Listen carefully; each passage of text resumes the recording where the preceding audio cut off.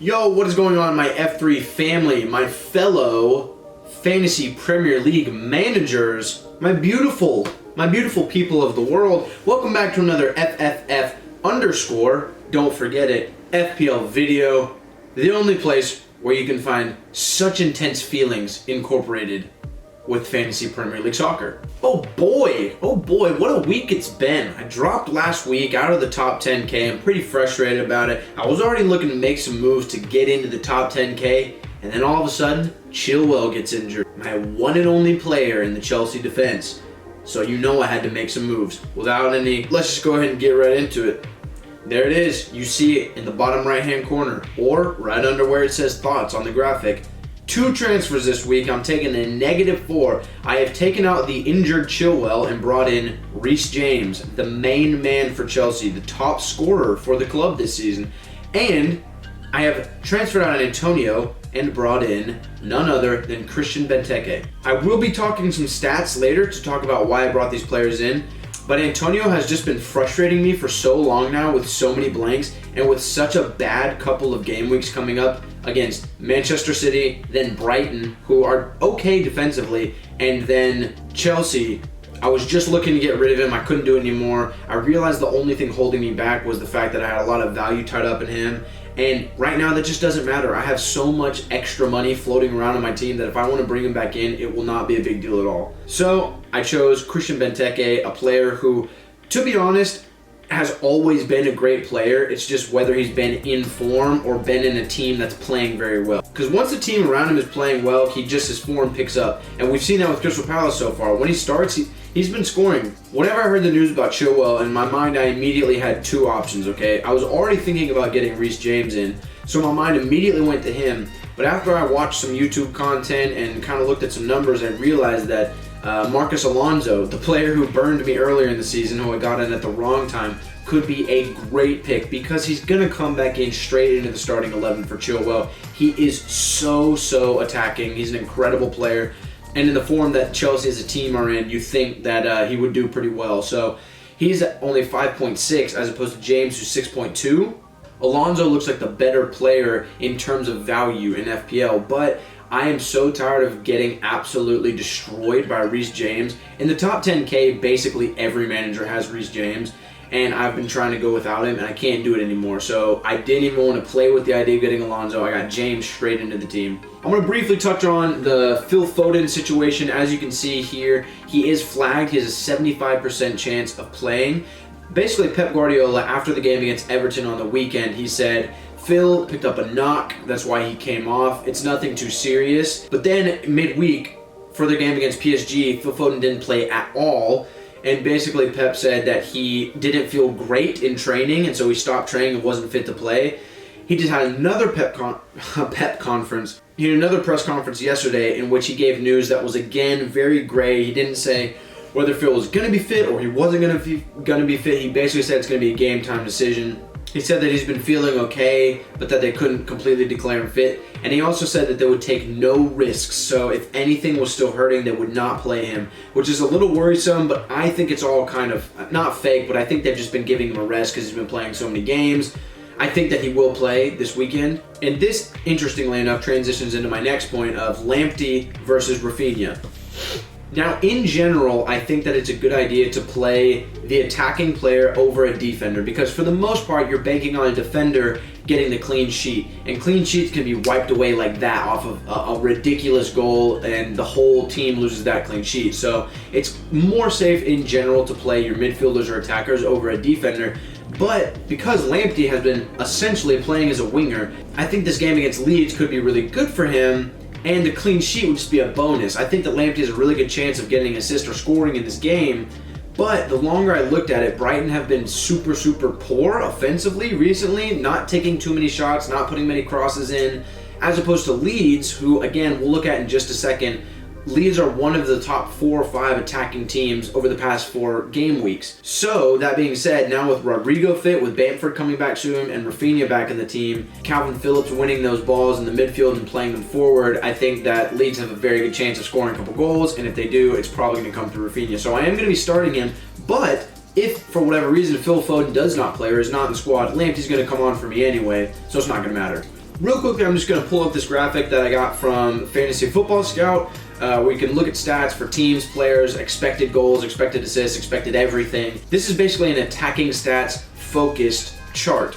And on the screen in front of you, I have it filtered by total attempts on goal for all teams, okay? First, we have Chelsea with 83 attempts, which is insane and very, very good for any Reece James or Alonso or Havertz, any of their owners. Over the last 4 game weeks, they've had 83 attempts. Of course, Man City and Liverpool pretty close behind with 70 and 68 attempts. But what hugely surprised me, and is the reason I'm going to start Rafinha, is that Leeds, over the past 4 game weeks, have had 67 attempts on goal.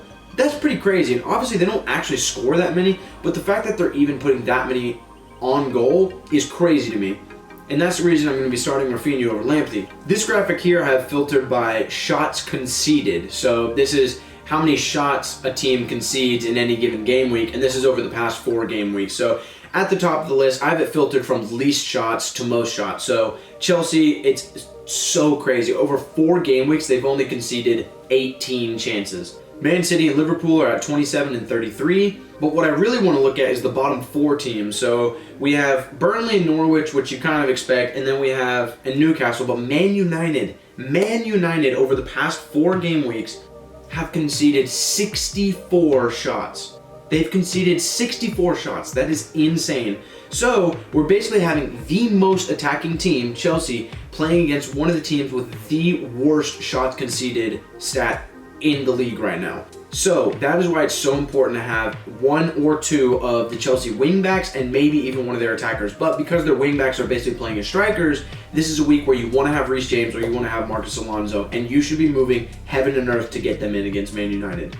Also, it's nice to see Newcastle at the bottom there because they're playing Brentford this week, and as a Tony owner, that's very, very promising. There's a good chance he'll get a return here. Lastly, this is the reason that I brought in Benteke. Not the sole reason, because he has passed the eye test. He's looked very, very good, scored a brace last week. But if we look here, this is a table showing teams with the most expected goals. So that's essentially positions where players should just slot the ball in, headers that should be scored. That's what expected goals mean. So maybe, point blank range, Benteke shoots on goal, and somebody has a crazy save on it. That counts as an expected goal. And if we look here, Chelsea, Liverpool, Man City at the top. What do you expect? But in 4th, Crystal Palace. That's huge. They have, over the past 4 game weeks, they have the 4th top expected goals. So as a Benteke owner now, I feel very, very confident about that. I feel very good as a Benteke owner. Anyway, those are just a couple stats I wanted to look at. You know what's weird is I actually feel pretty good about owning Ronaldo right now, and specifically this game week. And it doesn't make any sense because, as I just talked about, Man United are horrible, Chelsea are very good, but Ronaldo just feels like one of these big game players. I mean, we know that about him. He's been showing it in the Champions League. So I think if he gets 1, maybe 2 chances, there's a good chance he might put one of them away. Definitely going to be holding him. I would recommend that anybody who owns Ronaldo to hold him for a little bit, especially because most of these other forwards are not performing very well, especially Kane and Son. Which brings me to my next point. This week, I will definitely be having my eye on Jota and Kane and Son and Reguilon. Now, my plan was to bring Jota in this week, but then everything with Chilwell happened, so I'm going to push that move to next week. He's actually flagged right now, which is concerning, but if he gets another goal or an assist this week, I'm definitely will be bringing him in next week. And then Kane and Son are just not getting the business done for Spurs. I feel super fortunate to be one of the managers that didn't bring them in and jump the gun very early. And I totally was going to, but I held out and I went with that Ronaldo punt. And now I actually feel pretty good about having Ronaldo because Ronaldo's fixtures are about to turn. After Chelsea and maybe Arsenal, it gets pretty easy from there on out, whereas Kane has 3 or 4 good fixtures left, and then it dips, right? So I'm pretty happy to have Ronaldo over Kane. The graphics right below me, you can see I'm predicting 75 points this week. You gotta aim high. I took those 2 transfers, took a -4, which again, I don't recommend taking hits, but this is one of those weeks where I needed to have James in the team. I would have taken a -8 to get him in the team. And I wanted a differential other than Antonio because I really don't think Antonio is going to get anything against City. And I know that Antonio has a good record against City, but I personally don't buy into that. I really don't. just because a player has done well against a certain team in the past does not mean that they're going to do well in the future, right? They're playing with two completely different squads, often very different managers, different points in the season, different things to fight for. I just don't buy into that. And real quickly, we'll just talk about my captaincy. I am done being burned by Salah. I am done feeling the pain of not captaining him.